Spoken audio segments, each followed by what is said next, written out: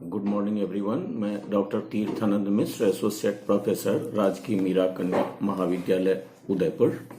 मित्रों, आज हम इस वीडियो के माध्यम से आपके समक्ष कृत प्रत्यय के अंतर्गत घय प्रत्यय के स्वरूप पर विचार विमर्श करने जा रहे हैं।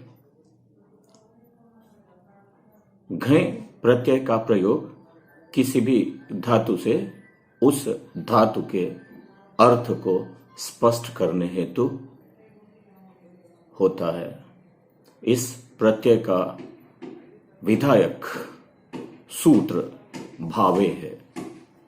सूत्र का तात्पर्य है कि किसी भी धातु के अर्थ को स्पष्ट करने हेतु उस धातु से भाव अर्थ में घय प्रत्यय का प्रयोग होता है।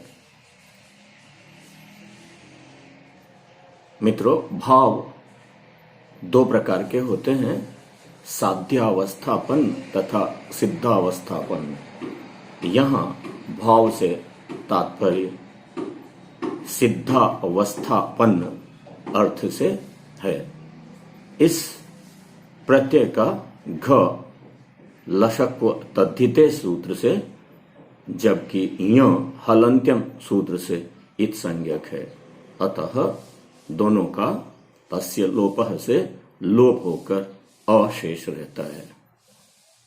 क्योंकि इस प्रत्यय का घ इत संज्ञक है, अतः यह प्रत्यय घित प्रत्यय है और य के इत संज्ञक होने के कारण यह इत प्रत्यय भी है। घित प्रत्यय होने के कारण जब किसी ऐसी धातु से जिस धातु में च या ज प्रयुक्त होते हैं से इस प्रत्यय का प्रयोग होता है, तो चजोह कुह घिण्यतोह सूत्र की सहायता से उस धातु में स्थित च क में और ज ग में परिवर्तित हो जाता है। इत प्रत्यय होने के कारण जब किसी ऐसी धातु से जिस धातु के अंत में अच होता है इस प्रत्यय का प्रयोग होता है, तो उस अच के स्थान पर अचो नीति सूत्र से वृद्धि होती है। और यदि धातु के उपधा में अ होता है तो घय प्रत्यय के प्रयोग होने की स्थिति में अत उपधायाः सूत्र से उपधा स्थित अ के स्थान पर वृद्धि होती है। इसी तरह यदि किसी ऐसी धातु से जिस धातु के उपधा में इक होता है तो घय प्रत्यय के प्रयोग होने की स्थिति में उस इक के स्थान पर गुण होता है। इस तरह यह स्पष्ट होता है कि घय प्रत्यय के प्रयोग होने की स्थिति में गुण तथा वृद्धि कार्य नियमानुसार होते हैं। मित्रों, यहां हमें यह भी जान लेना आवश्यक है कि घय प्रत्ययांत शब्द सदैव पुल्लिंग होते हैं, अर्थात स्त्रीलिंग और नपुंसकलिंग में घय प्रत्ययांत शब्द का प्रयोग नहीं होता है। इस प्रत्यय के स्वरूप को हम उदाहरण की सहायता से जानने का प्रयास करते हैं। उदाहरण के लिए, यदि हम पच धातु से भावे सूत्र से घय प्रत्यय का प्रयोग करते हैं तो पच प्लस घय रूप होता है। घ तथा य की इत संज्ञा तथा लोप हो जाने पर पच अ रूप प्राप्त होते हैं। चूंकि पच धातु के उपधा में अ है, अतः अत उपधायाः सूत्र से अ के स्थान पर वृद्धि आ होकर 5 अ रूप प्राप्त होते हैं। क्योंकि धातु में च प्रयुक्त है और घय प्रत्यय का प्रयोग हुआ है, अतः चजो को घिन्यतो सूत्र से च के स्थान पर क होकर पाक रूप प्राप्त होते हैं।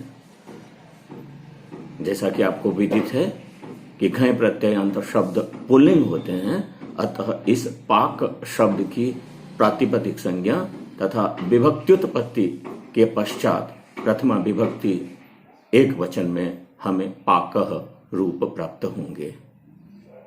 इसी तरह से यदि हम पाठ धातु से घय का प्रयोग करेंगे तो पाठः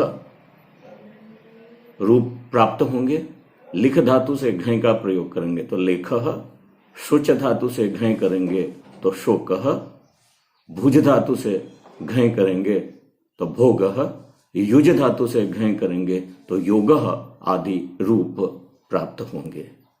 मित्रों, इस सूत्र के अतिरिक्त अकर्तरी चकार के संज्ञायाम एक अन्य सूत्र भी है, जिस सूत्र से धातु से घय प्रत्यय का प्रयोग होता है।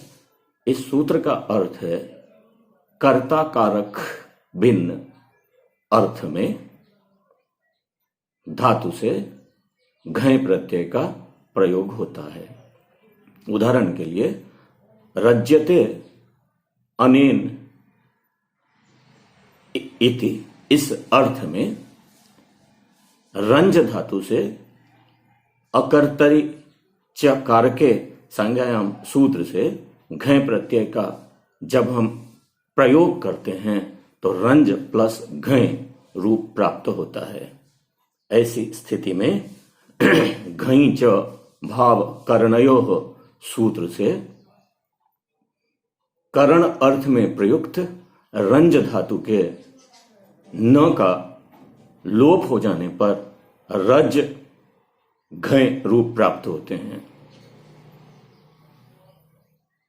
अब घय के घ और य की इत संज्ञा तथा लोप हो जाने पर हमारे सामने में रज प्लस अ रूप प्राप्त होंगे।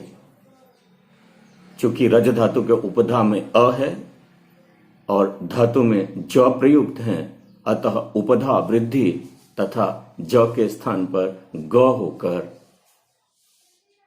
रागः रूप प्राप्त होंगे।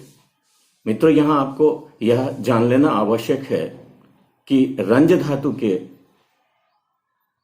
न का लोप केवल भाव तथा करण अर्थ में ही होता है, अर्थात करण और भाव अर्थ से अतिरिक्त अगर किसी अन्य अर्थ में रंज धातु से घय प्रत्यय का प्रयोग हुआ हो तो वहां रंज धातु के न का लोप नहीं होता है।